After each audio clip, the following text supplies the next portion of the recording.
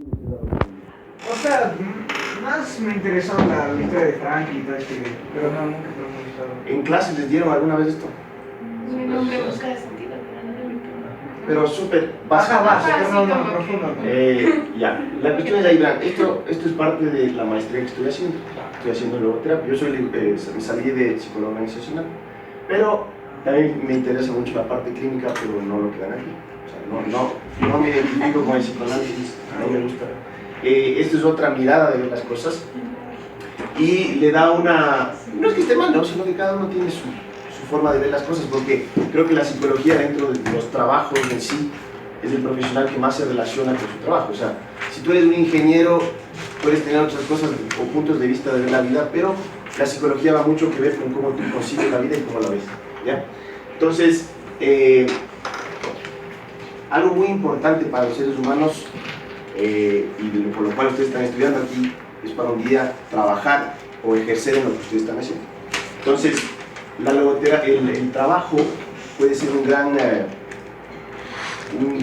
mecanismo para que uno pueda encontrarle sentido a su vida. Ya vamos viendo de qué se trata. Entonces hay 4 cuestiones fundamentales de la logoterapia. Uno es un ser tridimensional, habla de la libertad y la responsabilidad, valores y autotrascendencia. Ya les voy explicando cada uno, ¿ya? Pues para eso vamos a ver primero un video, una entrevista de Frankel que le hicieron, donde hace una pequeña introducción a los conceptos que él propone.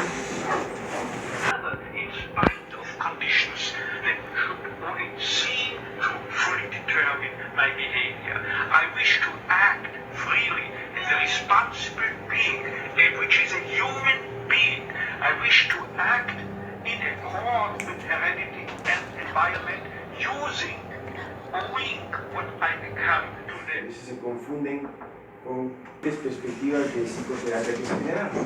Frankel estudió psicoanálisis, se escribía constantemente con Freud.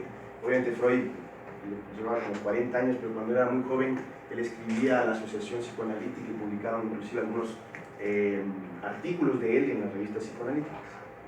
Después de eso pasó a estudiar con Adler en la parte de la psicología individual. Fue discípulo de él y fue cambiando su perspectiva y cogiendo los conceptos de ambos para hacer su propia teoría. Entonces, él dice que el ser humano es un ser tridimensional. ¿Y cómo lo explica él? Él dice que es la diferencia entre su teoría, la de Adler y la de Freud, es que no es que esté mal o está incorrecto lo que decía Freud y lo que decía Adler, sino que estaba incompleto. Entonces, ¿qué decía él? ¿Cómo lo veía Freud, por ejemplo? Freud, este es el ser humano. Frankel dice que el ser humano es un cilindro. Y cuando nosotros proyectamos un cilindro, tú ves la sombra del cilindro. Y tú piensas que es un círculo. Entonces, lo que decía Frankel es que Freud no veía el ser humano completamente, sino lo veía desde la parte del placer, de lo que conocemos del desarrollo psicosexual de la persona.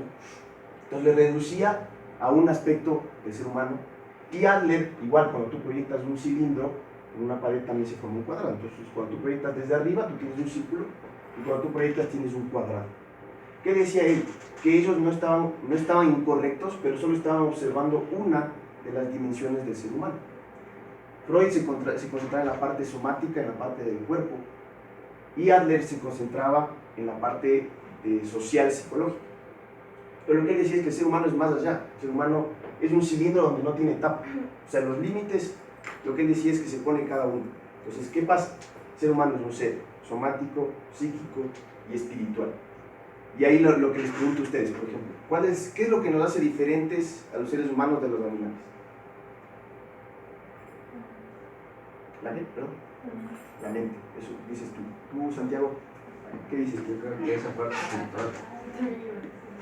La parte espiritual. Tú, Isaac, ¿qué dices? El lenguaje y la idea que podamos tener una razón distinta. El lenguaje. Mabe, ¿tú qué dices? Creo que la racionalización. Ok. Lo que él decía, que nos hace distintos, porque muchas cosas de los animales compartimos con ellos, lo que nos hace netamente distintos es la parte espiritual y los valores. Por poner un ejemplo, él decía, si es que un perrito va caminando por la calle y tiene hambre y ve comida, no piensa y dice, no voy a comer, lo come. O sea, sus instintos le dicen que tiene que comer, si tiene que comer, come. ¿Qué pasa con nosotros? Nosotros tenemos valores, por ejemplo, el valor de la libertad. Tenemos la capacidad de decidir seguir a nuestra naturaleza o no. Eso es lo que nos diferencia de los animales, porque los animales no pueden hacer eso. No pueden irse en contra de la naturaleza, porque son parte de. Nosotros, si bien estamos dentro, tenemos la capacidad de, a pesar de las condiciones que tengamos, poder decir no, porque tenemos, como les digo, nos movemos en un mundo espiritual. O sea, no necesariamente lo que les digo es que aquí se asocia el espíritu con religión, no necesariamente.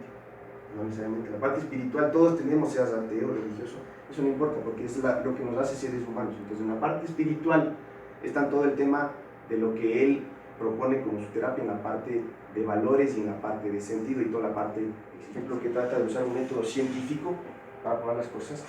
Él trata de usar el método fenomenológico. No sé si han escuchado ustedes de la fenomenología.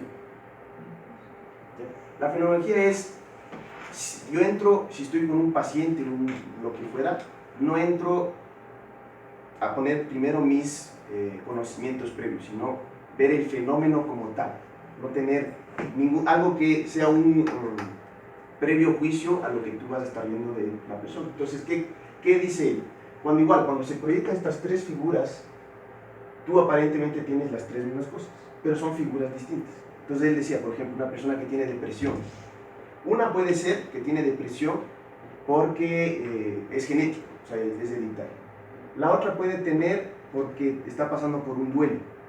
Y otra persona puede tener depresión por otra causa diferente. Entonces él decía, no se puede hacer esto, porque si bien tienen lo mismo, no es por la misma causa que están teniendo este tema. Pues por lo tanto, no pueden ser tratados de la misma forma todas las personas. De lo que yo vi mientras estuve aquí, sí tiene una corriente bastante marcada de la corriente psicoanalítica. No es que esté mal, como les digo, pero la idea es que el estudiante tenga la opción de poder escoger otra cosa. Entonces, si es que se está analizando cambiar cosas de la carrera, la idea es que, y creo que eso están haciendo, que todos salgamos con psicólogos generales y cada uno puede especializarse en lo que quiera. Y en psicología hay muchos campos, o sea, tienes muchísimos tipos de terapia, muchísimos campos que están abriendo, psicología forense, psicología deportiva, o sea, hay muchos campos. Entonces, la idea que creo que también podría darse la opción a los estudiantes de que busquen cosas nuevas. O sea, está bien que sigan una línea clásica y todo, pero también hay que actualizarse las cosas, porque ya les digo, yo si estoy estudiando esto es porque yo lo he buscado y porque yo he querido hacer esto, pero no es que he tenido las facilidades para hacerlo. Pero la idea, como les digo, sería bueno si es que en algún punto se puede cambiar y cada uno puede ser libre de escoger lo que quiere. ¿Sabes? Pero complejo, ¿no? Complejo. Demasiado. ¿Por qué? Porque hay factores bastante complejos. O sea, hay esta idea de, bueno, ¿qué es libertad? O sea, es decir, históricamente habrá diferencias de unos conceptos y cómo percibíamos la libertad. Entonces luego vendrá desde la teología el concepto de libre albedrío. Luego vendrá esta idea de libertad. O sea, sí hay un montón de cosas que no sé. ¿Pero es libre o no? Responde la pregunta, ¿no? Filosóficamente, es decir, por ejemplo, al decir no soy, es decir, por ejemplo, no creo en mi libre albedrío. Yeah. Filosóficamente puedo, o sea, tengo la capacidad de decir no creo en mi libre albedrío, entonces parece que hay libre albedrío.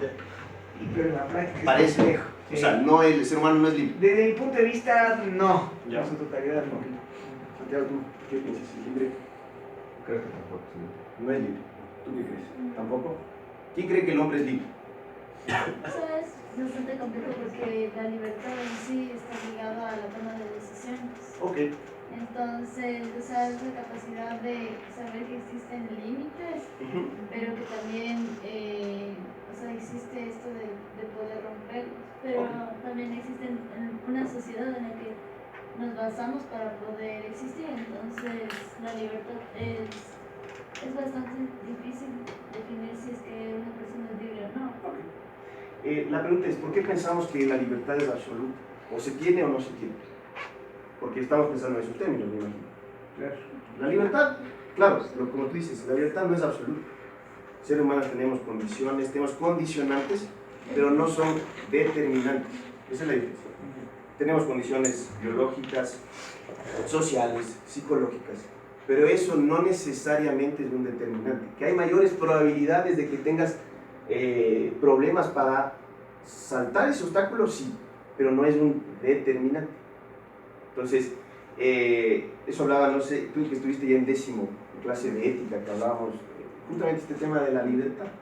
Y decíamos, ¿por qué el ser humano está acostumbrado a pensar que el ser humano es libre absoluto o no? ¿Dónde se dio ese cambio? ¿Por qué? Entonces, como tú decías, viene desde mucho tiempo atrás, cuando se pasó de una concepción centrada en Dios a que el hombre sea el centro. ¿Y qué pasó? El hombre se adujo todas las propiedades de Dios.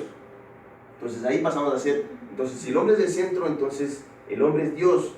Pero cuando nos pasamos las condiciones de Dios, pasa esto. Que se piensa y dice, ¿el hombre es libre o no? ¿O es sí o es no? ¿O es blanco o es negro? No necesariamente. No necesariamente. La cadena del poder solamente atan las manos. ¿Es la mente lo que hace al hombre libre o esclavo? Después vamos reflexionando de todo eso.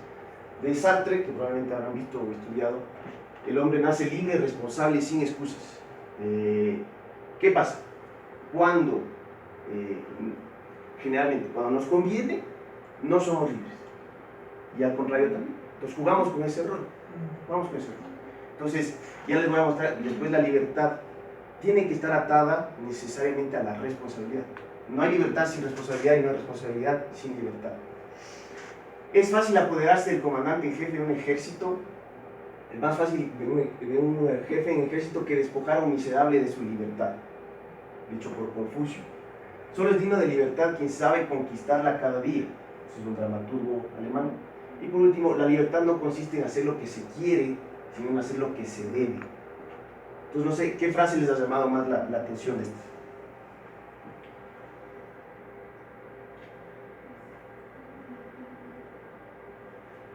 A mí la última, porque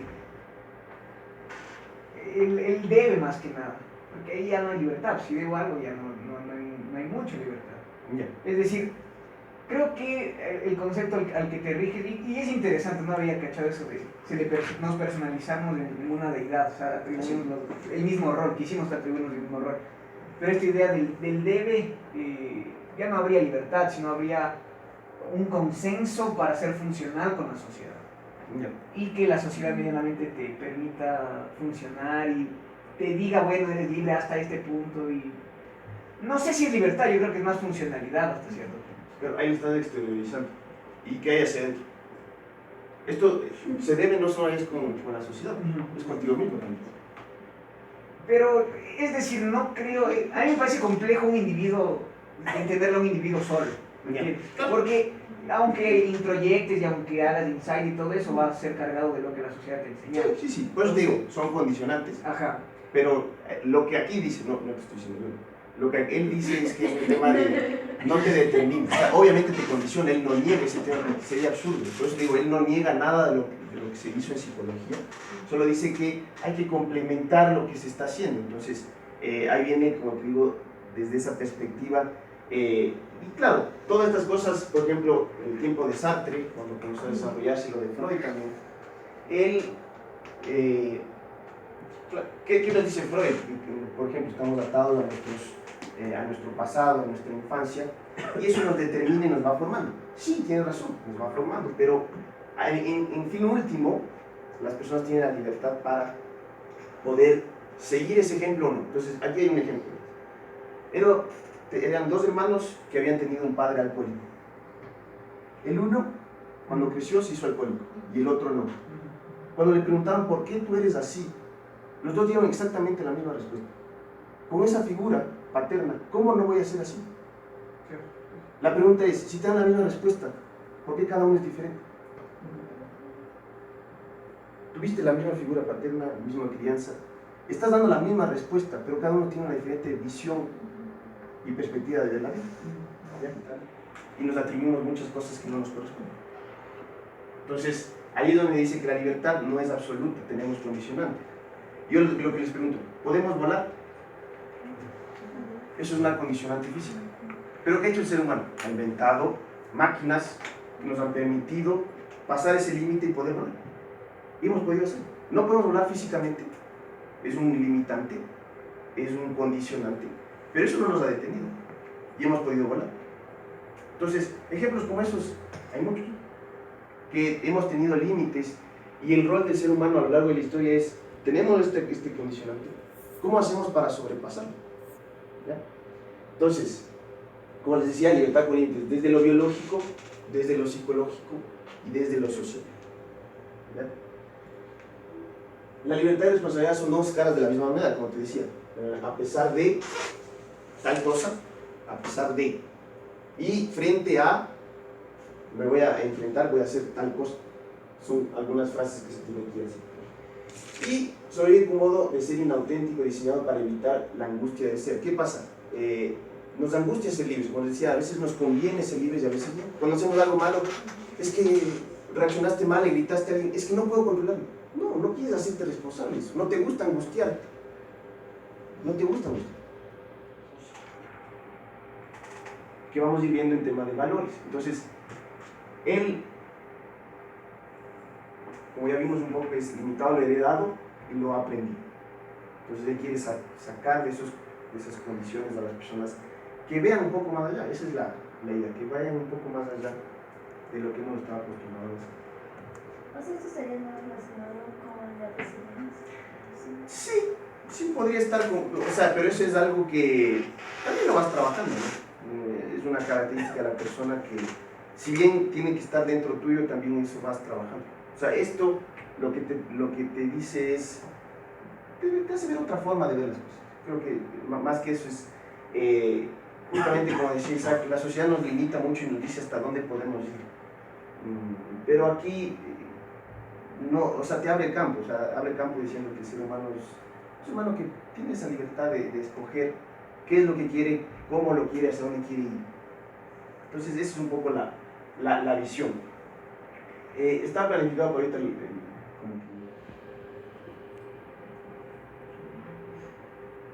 La última parte, pero no es esa pieza. ¿Cuántas personas ustedes conocen o han visto tratan de llenar algo con algo que no entra? Pasa, ¿no? Que creemos que lo que nos llena es eso, pero eso no encaja en uno. Entonces el título de este dibujo es El hombre que no sabía cómo llenar su vacío. Tiene ese vacío, pero no tiene la figura perfecta. Pues como les digo, cada uno tiene que ir descubriendo ese tema. Obviamente eso se lo da con la madurez. Entonces, como decía Frankl, en las teorías de Freud y Adler, que habla de la voluntad, Freud la voluntad del placer, Adler la voluntad del poder y Frankl la voluntad del sentido. Son etapas que se van desarrollando, que a veces unas personas se quedan en algunas etapas y no van más allá. Entonces, la voluntad del placer es cuando las personas se quedan también en alguna etapa donde, por ejemplo, toda la vida es fiesta, toda la vida es alcohol, toda la vida es muchas parejas. Una persona que todavía no ha podido encontrar o no ha sabido llenar su vacío con lo que realmente es para él. Y así son los niños, ¿no? Se comienzan etapas, se va avanzando. En la adolescencia, ¿qué pasa? Entra lo que decía Adler, el tema de la interioridad y la superioridad, por ejemplo. Cuando vas creciendo en la adolescencia y juegas fútbol, por ejemplo, tienes que tener los últimos zapatos, o sea, si no, no sirve. Si no tienes los zapatos y no eres igual al resto, eres inferior. Entonces, ¿qué toca hacer para compensar eso? Te toma los zapatos de Cristiano Ronaldo, de Messi, juegan. A veces nos quedamos en esa etapa. Y no avanzamos hacia esto, hacia encontrarle justamente un verdadero significado de la vida.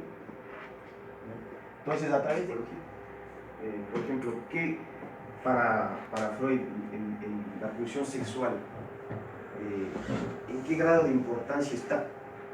O sea, ¿qué tan determinante es en nuestra vida todo el tema de la libido, del impulso sexual? Lo que él dice, como les digo, que generalmente no está mal, pero hay casos que él menciona donde dice que eso pasa a segundo plano. O sea, Freud decía que todo, la fuerza que nos impulsaba, la libido, que es la fuerza que nos impulsa, Por ejemplo, los campos de concentración no existían. O sea, mucha gente pensará que la gente pensaba en sexo. No, para nada. Él decía, vean, la gente aquí, la sexualidad desaparecía.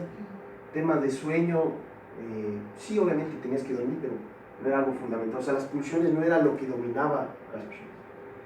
Y él decía, ¿cómo puede ser que una persona que igual está bajo los mismos condicionamientos de hambre, de condiciones tan precarias de salud, por ejemplo? Había personas que estaban dispuestas a dar a otros la poca comida que tenían.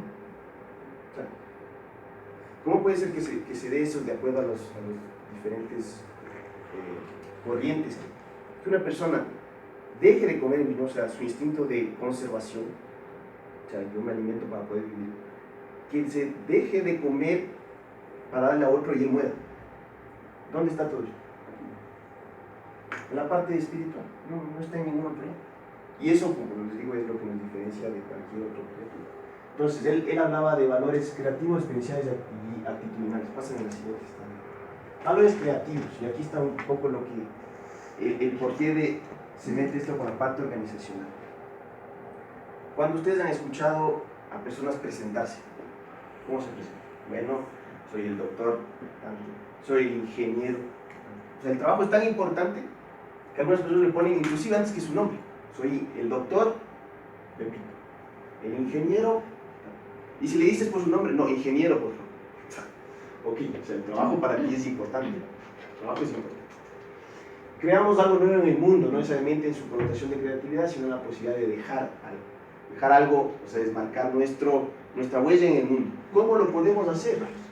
A través del arte, a través de poesía, música, cualquier cosa que nos permita expresarnos. Y obviamente el trabajo representa en particular el espacio en que el individuo se enlaza con la comunidad, colaborando con ellos y sentido a su valor. Cuando ustedes ya salgan de la universidad, ejerzan lo que están haciendo, van a pasar más tiempo trabajando, posiblemente, que con sus familias, esposa, hijos. O sea, el trabajo dentro de la vida de una persona es muy importante. Y muchas veces esto no hay. O sea, las personas no le dan la importancia que debería. O sea, ¿por qué una persona, por ejemplo, se queda en un trabajo que le desagrada tanto tiempo?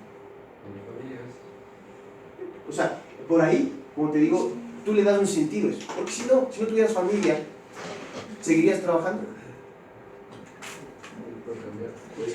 O sea, lo que te digo es, el trabajo es si una persona está pasando por momentos difíciles, el trabajo puede ser una buena alternativa para que pueda imprimir justamente esa huella que puede dejar que cada uno tenemos en el mundo. Entonces, desde la parte organizacional, es cómo podemos ir ayudando a las personas con las cuales trabajando a que vean la importancia de su trabajo, no solo en la empresa que estén trabajando, sino en su propio. Entonces, es un valor creativo el tema del trabajo. Aquí también los valores tienen una especie de jerarquía de cuál tiene más fuerza. El trabajo, como les digo, puede ser algo bastante importante para poder ayudar a la gente. ¿Qué pasa ahora en las empresas? La neuroterapia se está metiendo cada vez más, no es un campo muy abierto, pero está dándose, por ejemplo, ustedes habrán visto el tema de coaching. Ahora coaching, también hay logo coaching, es el sentido de encontrarle un significado, ayudar a descubrir ese significado a través del trabajo. Porque el trabajo, si es que hay buenas condiciones, el trabajo dignifica, el trabajo humaniza, el trabajo te permite desarrollar. Y justamente, si ustedes están estudiando, es para que en el trabajo, cuando ustedes salgan, ustedes puedan desarrollar todas sus capacidades y todas sus potencialidades en lo que ustedes quieren hacer. Por eso están aquí, porque para eso se están formando. ¿Ya? Cada que nosotros creamos algo nuevo y que hemos hecho con amor, estamos dejando un legado y estamos en el camino de nuestro sentido de la vida. Cuando alguien hace un buen trabajo, se siente bien. O sea, te sientes bien, te sientes importante, te sientes reconocido.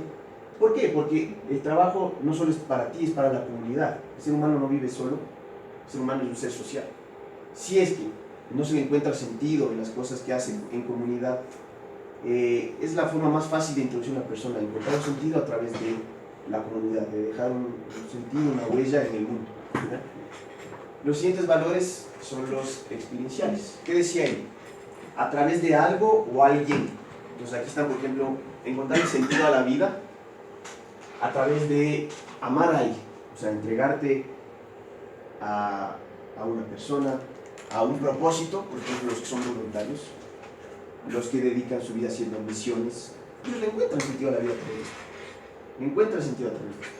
Entonces, ¿qué dice? Mabe, ayúdame leyendo. Manifiesta la importancia del gozo de nuestro entorno, de la amistad, de las circunstancias, del día a día, de lo cotidiano y lo extraordinario. Es vivir al máximo cada una de las experiencias, porque al final cada una de ellas es de aprendizaje. Hay un ejemplo que Frankl decía, él salió de los campos de concentración un día, solo se puso a contemplar el paisaje, ver, por ejemplo, las montañas, el cielo, cómo creaba todo el paisaje, y para él eso también fue gratificante, porque imagínense lo que es estar, por ejemplo, en una jaula, básicamente, durante 4 años que él estuvo. Al salir y poder apreciar esas pequeñas cosas que tiene la vida, que no son muchos, simplemente está a la vista de todos y al alcance de todos. Eso para él ya fue algo que le llenó su espíritu, le llenó su ser espiritual. Cosas que muchas veces nosotros damos por sentado. Y que la idea es que ampliar el panorama, de ver las cosas en las cosas no muy grandes, también aquello que nos da significado y sentido a la vida, ¿ya? Antes que le pase a la siguiente, ¿cuáles creen que, o de acuerdo a lo que han escuchado de Frank, lo que han escuchado, cuál creen que sea el valor más fuerte de todos? Como les digo, es medio jerárquico, los creativos, experienciales, y el último valor es de actitud. ¿Cuáles creen que él dice que es el valor más grande a través de que una persona puede encontrar sentido? El amor. Ok, pasa a la siguiente. ¿Qué dice él? Con lo que más puedes encontrarle sentido a la vida es el sufrimiento. Y claro, no le vean la perspectiva negativa, sino él no dice que la gente sea masoquista. Se pueden operar. Él habla de soluciones cuando no está en nosotros poder cambiarlas.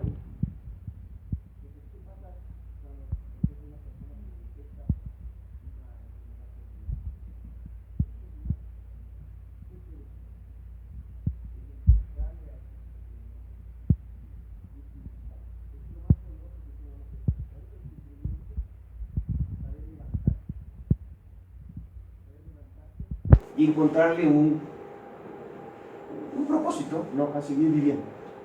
¿Qué dice una frase importante? Si no está en tus manos cambiar una situación que te produce dolor, siempre podrás escoger la actitud con la que afrontes ese sufrimiento. Entonces, por eso es actitud mental. ¿Cómo yo escojo, libre, voluntariamente, a pesar de las condiciones que tengo, a pesar del sufrimiento que estoy teniendo, cómo decido vivir?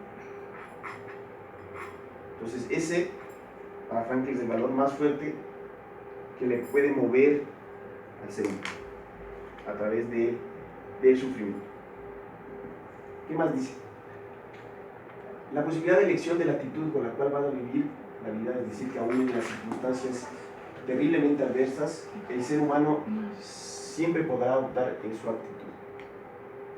Que justamente es lo que él decía, ¿no?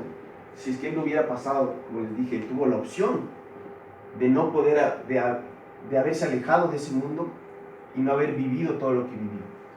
Ahora, hablando 70 años luego, probablemente si él no hubiera vivido lo que vivió, esto no existiría, y muchas personas que a través de esta corriente, de esta perspectiva de ver las cosas, podrían no haber encontrado también un significado a su sufrimiento. Todo ser humano sufre, eso sí que les quede claro. Como vimos antes, a veces el ser humano se atribuye cosas de Dios, como el tema de la libertad, como este tema de sufrimiento, cuando creemos que no, eso no me puede pasar.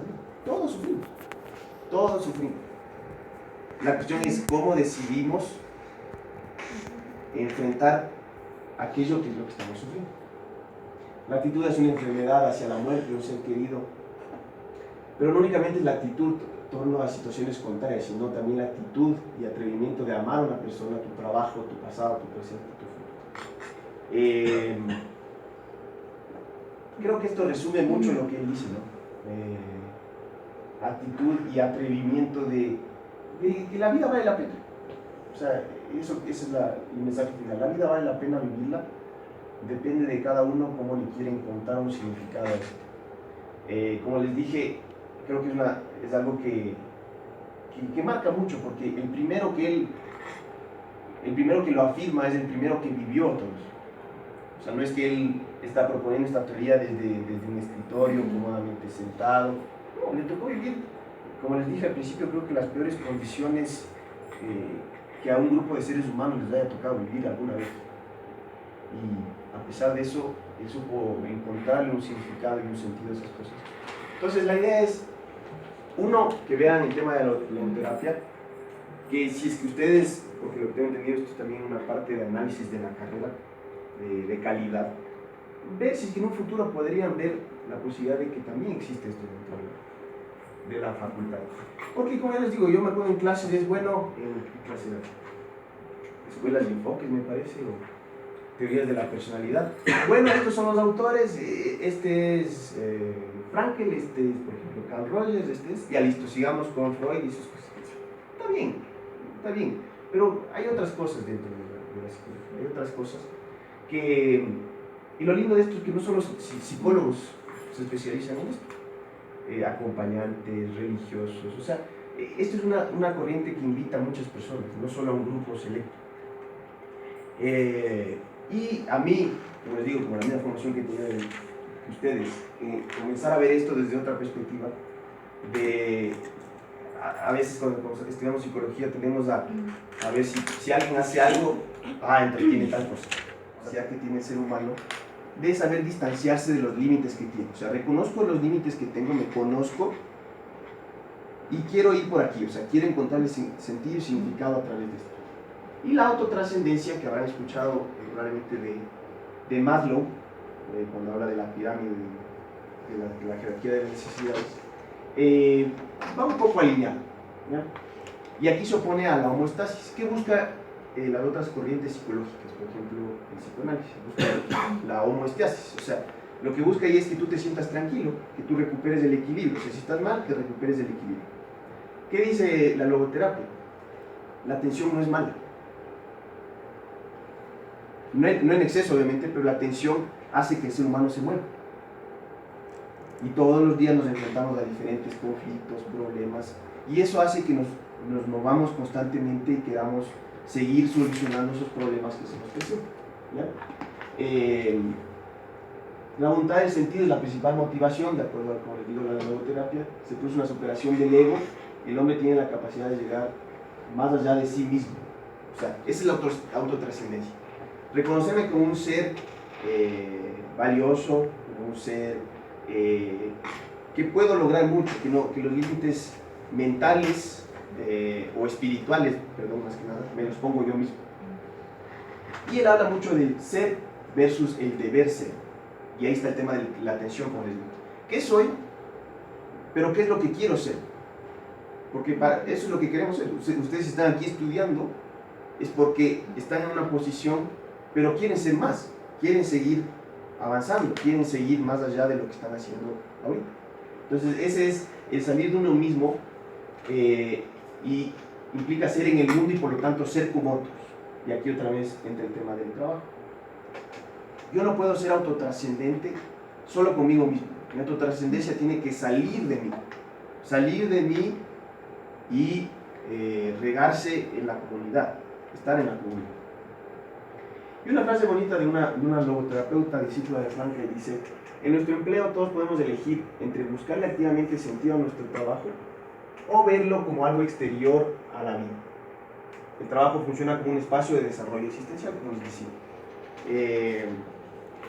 Muchas personas que han pasado por duelos, que han pasado por cosas dolorosas, a través del trabajo han podido de cierta manera mitigar un poco esos efectos del sufrimiento. Entonces el trabajo, la parte organizacional, es importante que vaya metiéndose de a poco, y a ustedes, en el caso, no en la parte organizacional, pues ver otras corrientes. Yo creo que es interesante saber de todo, o sea, conocer de todo para luego poder especializarse.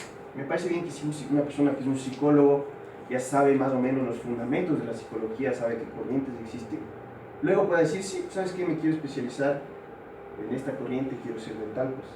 Pero eso lo escoge el estudiante. Lamentablemente aquí en la carrera se ha ido dando que la universidad es la que da los lineamientos y tú tienes que adaptarte a eso. Yo creo que la perspectiva ahora es que la universidad es la que tiene que adaptarse a las necesidades actuales del mundo y de las personas que están estudiando. Como les digo, pienso, en el campo de la psicología hay muchísimas cosas que aquí no se dan, que alguna vez se propuso, me acuerdo cuando yo recién comenzaba, pero nunca se llevó a cabo. Pero ahora, por lo que les exige el CNCIF, creo que están yendo hacia allá, que quieren cambiar ese tema, que quieren hacer cosas nuevas. Y me parece bien, me parece bien para las personas que vengan, que vean cosas distintas y si quieren quedarse con lo mismo, o sea, lo clásico, lo tradicional está, pero que es el estudiante que está. No sé si me falta otra. Y bueno, por último, qué pena que se fue el Isaac. Lo que quiero es, verán, como es el tema de trabajo, sería en grupo. Estamos, 3-3. Que cada grupo va a hacer con las revistas que les voy a dar un collage. Y ese collage tiene que hablar por sí solo. O sea, cuando ustedes pasen a presentar, los otros, o sea, el otro grupo, tiene que ver, entender lo que ustedes han puesto.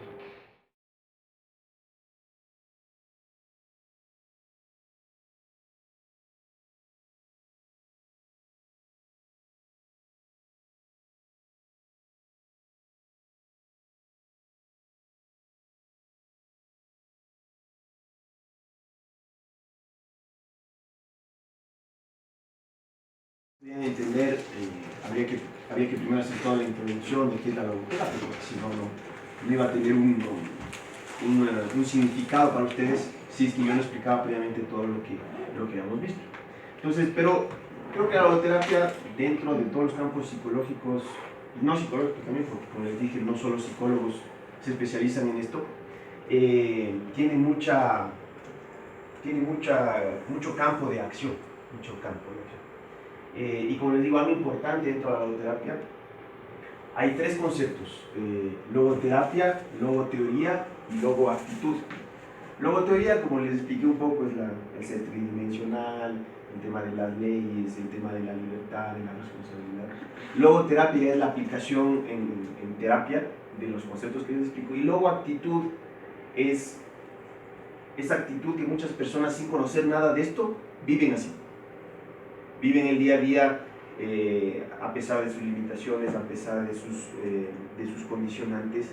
Viven la vida encontrándole un significado, justamente esas condicionantes que para nosotros pueden parecer condicionantes, pero para ellos no. No sé si han visto el caso de Nick, que no tiene extremidades. Tiene una pata de pollo. La pregunta es, ¿cómo él Literal. le encuentra un sentido a la vida? Sería motivando a las personas a base de su experiencia. Y eso es lo chistoso. Él, que es el que tiene todas estas cosas, él motiva a los que sí tienen brazos, a los que tienen piernas. Entonces, esa es la logoactitud. Logo viene de sentido, ¿ya? Entonces, muchas personas no conocen nada de esto, pero viven de esa forma. Entonces, esta es una terapia, es una parte de la psicología, pero va más allá, es un complemento también para la vida en general. Esa es la forma de ver las cosas en la vida. La libertad y la responsabilidad, como les dije, de conceptos claves. Buscar en los valores la autotrascendencia. Ese es el fin de los valores. Y como les digo, ahí te incluyo el trabajo. Y el trabajo es un medio poderoso para encontrar el sentido de la vida. Es una fuente de ingreso económico que te permite hacer cosas que tú quieras hacer. Vinculación con el mundo, ocupación del tiempo y un método o alguna forma donde la persona pueda dejar rastro en el mundo donde esta persona se desarrolla. Eso sería todo. No sé si tiene algún comentario, alguna sugerencia, no sé, quién quisiera decir para finalizar el video. ¿Qué les pareció? ¿Interesante? Bueno, a mí me pareció súper interesante este taller, porque como bien mencioné, muchas veces los enfoques que se dan, digamos, en la logoterapia van a lo clínico, digamos, en este caso. Y tal vez durante la carrera, en la organización, es como que se va perdiendo esa conexión con lo clínico, con el acercamiento a la persona, y más se vuelve algo metódico, en el que la persona tiene que trabajar, y pues nosotros organización es buscar que la persona se sienta bien, pero más enfocado en sí a la organización, y también nos olvidamos de esa parte humana. Así es.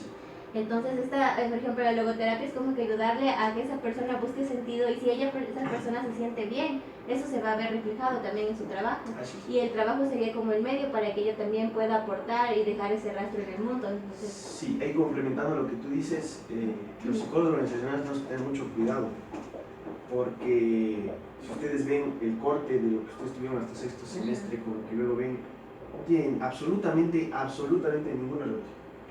El problema es que las personas que estudian psicología organizacional muchas veces se convierten en administradores y esto queda de lado.